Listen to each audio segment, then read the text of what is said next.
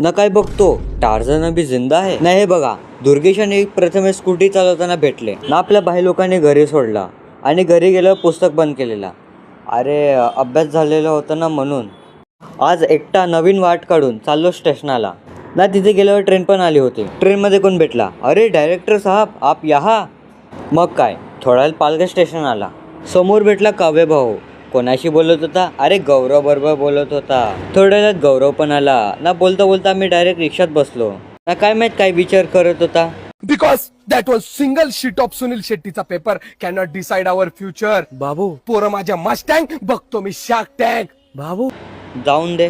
नाही बघा पोलिसांची दादागिरी कशी चालवायला लागल्या बघा. रिक्षा गेली, रिक्षा आली. दुसऱ्या गल्लीत घुसवली गाडी. न्यू रस्ता अनलॉक केला शेवटी काकानी. ना हे आमचा पालघरचा ट्रॅफिक चायला कटकट येते ना. विचार करतो कॉलेजला जाऊ नको, पण काय करू, पेपर आहे म्हणून जायला लागते ना. रिक्षा 15 मिनिटापासून गर्दीतच होती ना. फायनली रिक्षा ट्रॅफिक मुक्त झाली. जर तुम्ही मुंबईला नाही गेले तर इकडे आमच्या पालघरला या. इथं मुंबईपेक्षा जास्त ट्रॅफिक भेटेल ना. बोलता बोलता कॉलेज आला ना. हे बघा गांधीजीचे 3 बंदर ना. ही ऑडिटोरियमची गर्दी पाहून बसलो मी एडिटिंगला. हां 70% बाकी अजून एडिटिंग. नाही बघा पबजीचे खेळण्यात वेडे. अरे अभ्यास करा, पेपर आहे आज.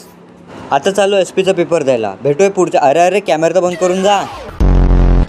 पेपर संपल्यावर काय बघितला, खालती पॅडने सुसाईड केलेला होता. काय माहित कोणतरी असा पेपर लिहिला असेल जो पॅड पण वाचून सदम्यात गेला असेल. आणि होय पेपर रे कसा गेला? पेपर अरे पेपर रे एकदम चांगला नाही गेला रे. म्हणजे चांगला गेला, व्यवस्थित गेला, गुड गेला.